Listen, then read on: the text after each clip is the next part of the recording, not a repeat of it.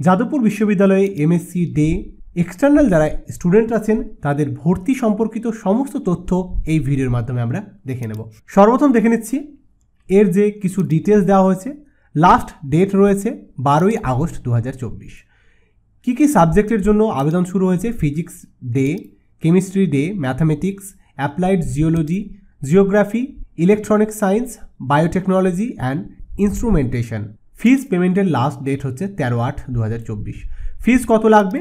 যারা SC ST PWD তাদের জন্য লাগবে 200 টাকা, এবং যারা জেনারেল বা ওবিসি বা ইডাব্লিউএস থেকে বিলং করেন তাদের জন্য লাগবে 400 টাকা। এলিজিবিলিটি ক্রাইটেরিয়া সেটি আমরা পরবর্তীতে দেখে নেব।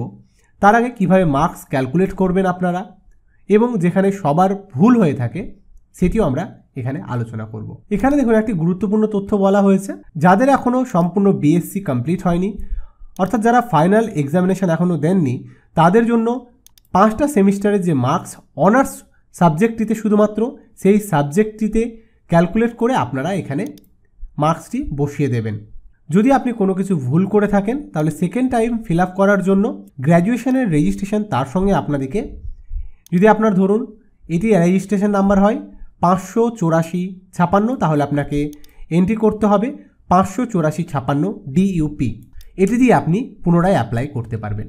এখানে দেখুন অনেকজন ভুল করে থাকে। এখানে আপনাদের এইচএসের ক্ষেত্রে আমাদের টোটাল 5টা সাবজেক্ট রয়েছে, কিন্তু এখানে বেস্ট অর্থাৎ টোটাল 400 মার্কসের মধ্যে আপনাকে নাম্বারটি দিতে হবে। অন্য বোর্ডের ক্ষেত্রেও তাই, আপনাকে টোটাল 400 মার্কসের নাম্বার দিতে হবে।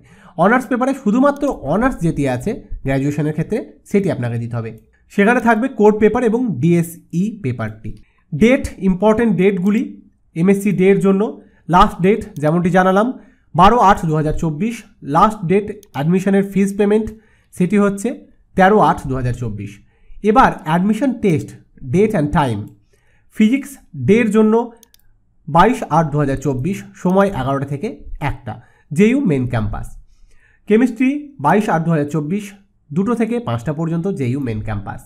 ম্যাথামেটিক্স ডে 23/8/2024, সকাল 11:30 থেকে 1:30টা পর্যন্ত, Jadavpur university main campus. Applied geology 23/8/2024, 2:30 থেকে 4:30, এটি হবে ডিপার্টমেন্ট অফ জিওলজিক্যাল সায়েন্স। জিওগ্রাফির ক্ষেত্রে 23/8/2024, 2:30 থেকে 4:30, এটা হচ্ছে মেঘনাথ সাহা ভবন।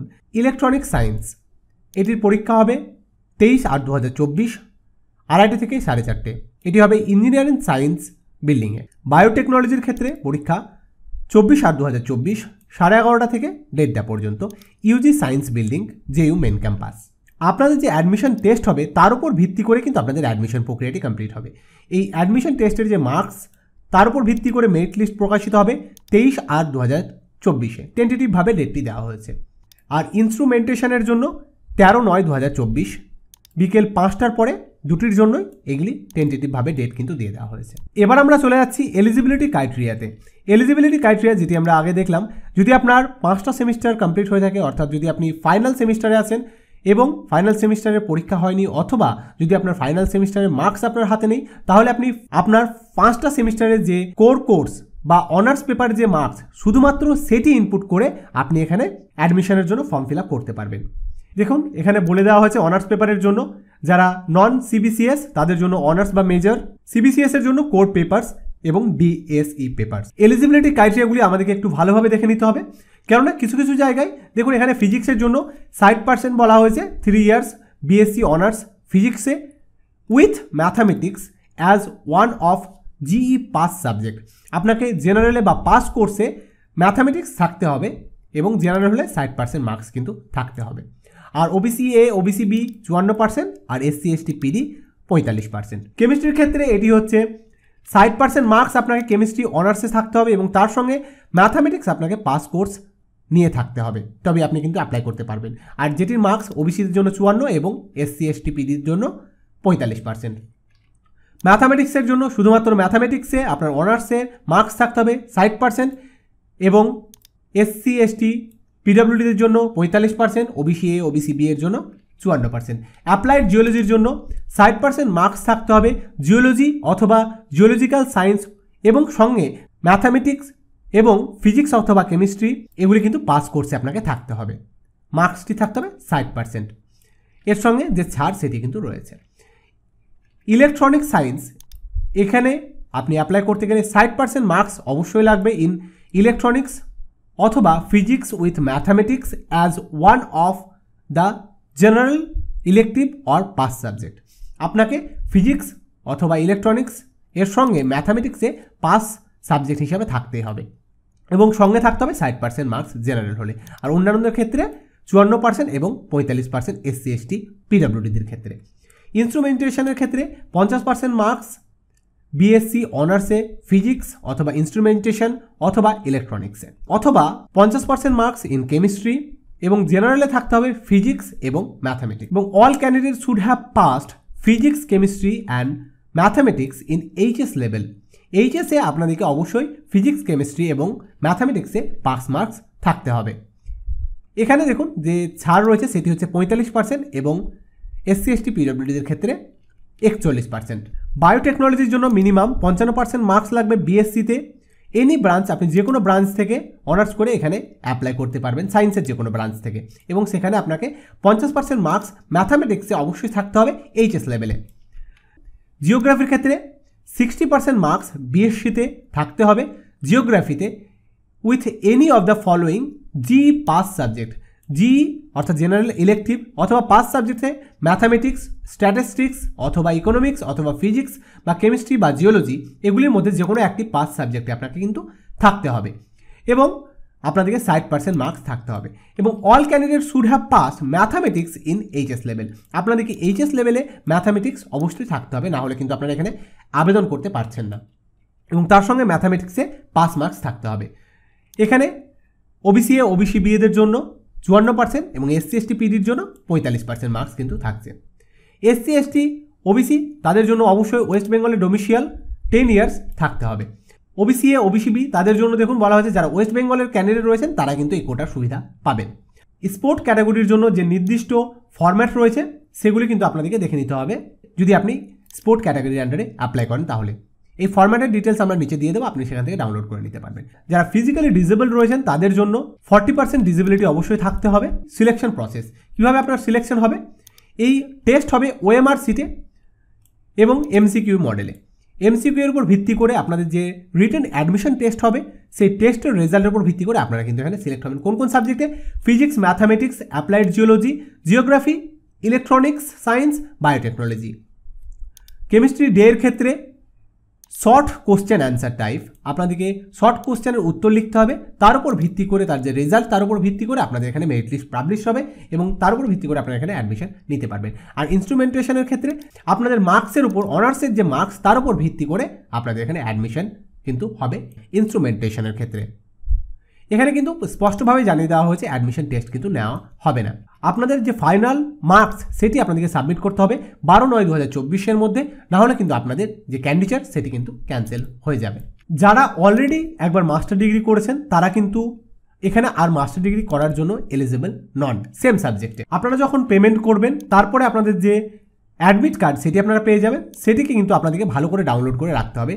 সেটি ছাড়া আপনাদেরকে এক্সামিনেশন হলে কিন্তু প্রবেশ করতে দেওয়া হবে এবং তার সঙ্গে আপনাদেরকে একটি আইডেন্টিটি প্রুফ অবশ্যই নিয়ে যেতে হবে। আর র্যাগিংয়ের যে অ্যান্টি র্যাগিং ফরম্যাট সেটি কিন্তু রয়েছে, তো আপনাদেরকে সেটি কিন্তু ফিল আপ করতে হবে যদি আপনারা চান্স পান তখন। আর মাইগ্রেশন সার্টিফিকেট, মাইগ্রেশনের জন্য 1 বছর টাইম দেওয়া হয়েছে, সেটিতে কিন্তু আপনাদের কোনো টেনশন নেই। ফর্ম ফিল আপের যে বেসিক একটু ডিটেলস আমরা দেখে নিচ্ছি। সারনেম, সর্বপ্রথম টাইটেল আপনাকে দিতে হবে, তারপরে first name, middle name, address full আপনাকে এখানে দিতে হবে, ফোন নাম্বার আপনাকে এখানে দিয়ে দিতে হবে অবশ্যই, প্রেজেন্ট এবং পার্মানেন্ট অ্যাড্রেস দুটি আপনাকে কিন্তু এখানে দিয়ে দিতে হবে। যদি আপনার present address permanent address same হয় তাহলে আপনি এটি এখানে দিয়ে দিতে পারবেন। এবার ফাদার্স নেম, তারপরে রয়েছে আপনার মাদার্স নেম, মায়ের নাম, এবং তারপর আপনাকে জেন্ডার সিলেক্ট করতে হচ্ছে, name and address of the guardian. আপনার যদি গার্জেন যিনি হবেন, মা বা বাবা বা যিনি হন, তার ডিটেলস এখানে দিয়ে দিতে হবে। তার ফোন নাম্বার আপনি চাইলে এখানে দিতে পারেন। রিলেশনশিপ উইথ গার্জেন, আপনার গার্জেনের সঙ্গে কী সম্পর্ক, বাবা না মা যিনি হন তাকে এখানে আপনাকে এখানে লিখে দিতে হবে। অকুপেশন, বাবা মা বা গার্জেনের আপনি অকুপেশন এখানে দিয়ে দেবেন, উনি কী করেন সেটি আপনাকে এখানে দিয়ে দিতে হবে। অ্যানুয়াল যে ফ্যামিলি ইনকাম সেটি আপনাকে এখানে দিতে হবে। এটি আপনাদের যখন স্কলারশিপে আবেদন করবেন সেটি কিন্তু এই যে ফ্যামিলি ইনকাম দেবেন সেটা কিন্তু একটু ম্যাচ করে দেবেন, তাহলে আপনারা পরবর্তী স্কলারশিপের সময় কোনো আপনাদের অসুবিধা হবে না। অর্থাৎ আপনাদের ফ্যামিলি ইনকাম যদি 2 লাখ পার অ্যানাম হয় তাহলে আপনি কিন্তু এখানে সেটি দিয়ে দেবেন এবং পরবর্তী স্কলারশিপে আবেদনের সময় এই যে 2 লাখ পার অ্যানাম সেটি কিন্তু আপনি তখন ফিল আপ করবেন। ডেট অফ বার্থ, আপনার ডেট অফ বার্থ এখানে দিয়ে দেবেন। মাদার টাং, আপনার মাতৃভাষা কি দিয়ে দেবেন। ন্যাশনালিটি, এটি ইন্ডিয়ান, অর্থাৎ বাইরে যারা আছেন ফরেন স্টুডেন্ট তারা কিন্তু এখানে অ্যাপ্লাই করতে এখন পারছেন না। প্লেস অফ বার্থ অর্থাৎ আপনার যে পার্মানেন্ট অ্যাড্রেস, ডিস্ট্রিক্ট, আপনি কোন ডিস্ট্রিক্ট থেকে বিলং করেন সেটি আপনাকে এখানে দিয়ে দিতে হবে।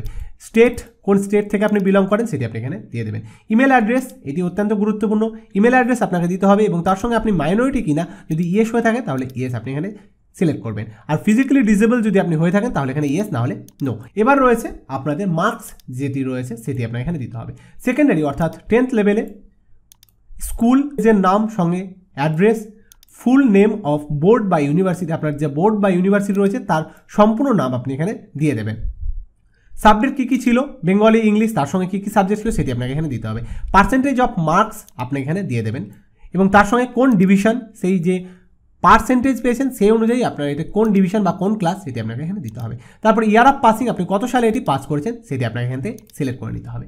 উচ্চ মাধ্যমিক কোন স্কুল থেকে পাস করেছে এবং সঙ্গে তার অ্যাড্রেস, সঙ্গে তার রয়েছে বোর্ড বা আপনি কোন ইউনিভার্সিটির আন্ডারে পাস করেছেন, তারপরে রয়েছে কী কী সাবজেক্ট ছিল এবং পার্সেন্টেজ, এবার তারপরে রয়েছে কোন ডিভিশন বা কোন ক্লাস।